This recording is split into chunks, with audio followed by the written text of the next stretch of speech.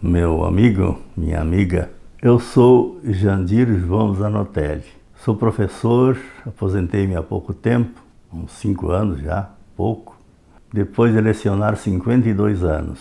Eu tive o prazer de lecionar no ensino fundamental, a 5ª série antiga. Lecionei em todas as séries do ginásio. Lecionava especialmente História e questões a respeito do Brasil. Lecionei na escola normal, Filosofia, Psicologia e a História da Pedagogia. Depois lecionei na Universidade Católica, Universidade Federal de Pelotas, especialmente as questões fundamentais, temas gerais de compreensão do mundo, filosofia, teologia, antropologia. E no direito, eu sou formado em direito também, em teologia, e eu lecionei muito antropologia geral, hermenêutica jurídica e, ao mesmo tempo, filosofia do direito. Fui diretor da filosofia, fui reitor da universidade por muitos anos. Trabalhei na educação do Brasil, na preparação da Constituição de 88. De tudo isso, eu tenho um aprendizado que eu gostaria de externar, de ajudar a expor, para que você, ou a quem você prefere indicar para isso, tenha a possibilidade de não repetir os erros que nós fizemos para ler a história, para identificar a si próprio dentro da sociedade em que está. Eu, quando estudei História, minha professora dividia a história em história antiga, medieval, moderna e contemporânea. Era assim que a gente estudava. A história antiga abrangia Índia, China, Egito, abrangia o que mais? Mais alguns lero-leros a respeito de antigas civilizações que se ouviu falar, mas era pouca coisa. Agora a antiguidade clássica, essa que valia, era a antiguidade grega e a antiguidade romana. A antiguidade clássica abrangia esses dois impérios. E depois que o Império Romano ruiu, em 476, aí começava uma Idade Média, que ia de 476 até o renascimento dessa mesma cultura greco-romana dentro da Europa Ocidental, a partir de 1453 em diante. De 1453, quando havia as descobertas da imprensa, do canhão, da bússola, da grande descoberta da caravela, se dizia que nas grandes descobertas, e se dizia que foi a Europa que inventou isso. Aí começava a Idade Moderna depois. A Idade Moderna ia até a Revolução Francesa, 1789. A Revolução Francesa dividia toda a história medieval, moderna, anterior, agora começava a contemporânea. A contemporânea tinha 3 aspectos que valiam. Primeiro, a Revolução Industrial, desde a Inglaterra. Segundo, a Revolução Social e Política na Revolução Francesa. Terceiro, a filosofia alemã, especialmente o idealismo alemão, o racionalismo alemão e depois o liberalismo, que daí marcava a Revolução Francesa em diante.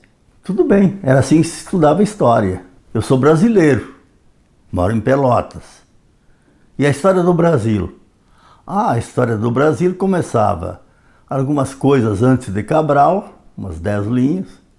Depois começava a descoberta do Brasil por Cabral. E aí a história do Brasil tinha 4 aspectos. A história colonial, que ia até a vinda da coroa portuguesa para o Rio de Janeiro em 1808 em diante. Aí começava a época em que se implanta o Império no Brasil, até 89. Quando em 1889 surge a República, tem a República Velha, que vai até 1930, quando Getúlio assume o poder e faz como lema modernizar. O progresso significa industrializar, e começa a República Nova.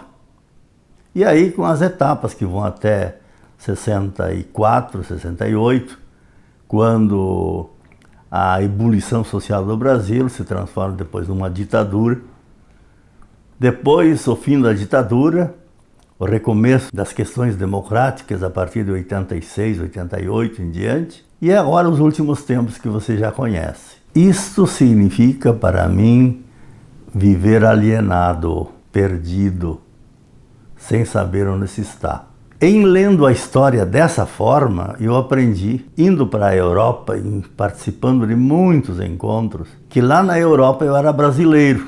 E o brasileiro está fora da história. Na verdade, o Brasil não tem história antiga, nem medieval, muito menos moderna. E a contemporânea nós temos a reboque, por imitação, quando copiamos automóveis, copiamos algumas coisas. Então o Brasil está fora da história. Nós não somos. Pior, Portugal também se achava assim. Em 1998, eu pegava um trem de Lisboa para Salamanca, para um encontro que nós tínhamos como reitores lá, e eu peguei o trem da noite, que era o trem do emigrante. E eu perguntava, por que imigrante? Ah, porque é o trem que leva os trabalhadores para a Europa. Eu perguntava, mas Portugal não é a Europa? Não, nem Portugal nem Espanha são a Europa. A Europa é França, Liechtenstein, norte da Itália, Alemanha, Inglaterra, e ficava por aí. E eu dizia, mas Portugal e Espanha não são. Em outras palavras, Portugal entra nesse tipo de leitura de história depois que se industrializa, depois que ele entra no mercado como europeu e vem aquela avalanche de investimentos em Portugal e Espanha. Muito bem. Portugal se industrializa depois do Brasil. Eles não pertenciam a essa história. É interessante, então, eu fiquei a me perguntar, não só eu, não é a minha questão só, há um volume enorme de autores, de livros que hoje trabalham essa questão, que eu quero apresentar a vocês, e perguntando se essa leitura de história interessa a quem. Aí eu percebi, interessa a França, interessa a Inglaterra e seus sucessores, Estados Unidos e Japão, consequência, e para a Alemanha, norte da Itália.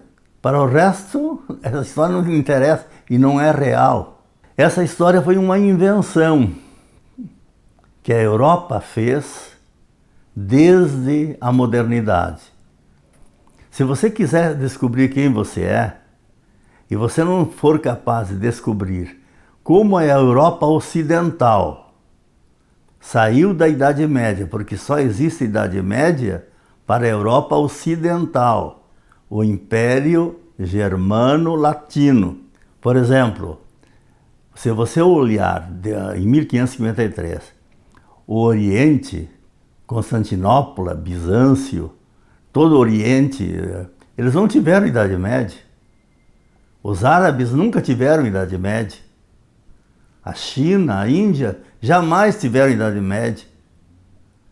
Quem teve obscurantismo, atraso, retrógrado da Idade Média foi só o Império Germano-Latino do Ocidente. Esses, para agora fugir encontrar um outro caminho para a rota como para a Índia e para a China, que era o centro do mundo, lançaram-se Atlântico adentro, porque a rota havia sido cortada pelos árabes lá no Oriente Médio. Mas a Europa atrasada, periferia dos árabes, que por sua vez eram periferia do centro, que se chamava Índia e China, essa Idade Média vai montar um projeto da modernidade, que nos vai fazer a cabeça, que nos vai ensinar a fazer economia, política, aquilo que nós vivemos hoje, como atrasados. Nós somos subdesenvolvidos, em desenvolvimento. Quem sabe a procura do desenvolvimento, eles são o primeiro mundo, desenvolvidos. E você acredita nisso? Eu acreditava. E era alienado. Não sabia onde estava, não sabia que valor eu tinha. Quando a gente falava, parecia que se as teses da gente não coincidissem com os grandes autores europeus, Kant, Hegel, os grandes autores, pode tomar qualquer um deles, Pega os grandes autores, como por exemplo os críticos da escola de Frankfurt, e você vai se aperceber que eles são críticos até por aí, enquanto não puserem em questão o fundamento do projeto deles. No momento que você pergunta à Europa e a todos os seus autores, onde é que a Europa fundamentou o seu projeto de civilização, o seu projeto de colonização, que fez da América Latina o que a América Latina foi, a África e a Ásia, se você não conseguir perguntar por isso, você não consegue estudar história. Acabamos sendo simplesmente uns adoradores da ordem estabelecida, desde um Deus que não se sabe onde mora, que justifica a posse da terra dos índios, a invasão de todas as terras, que justifica a escravocracia, o modelo europeu que nós vamos ver mais adiante, que tem 3 elementos fundamentais. Eles queriam fundar impérios mercantis, salvacionistas, e o Brasil, por exemplo, foi pensado por Portugal para ser o quê? Um conjunto de latifúndios, monocultores, só cana-de-açúcar, escravocratas, homem que era homem não trabalhava, era escravo que trabalhava, e exportador. Não era para o Brasil que o Brasil produzia açúcar, era só para exportar para a metrópole. Afinal, nós éramos apenas colônia.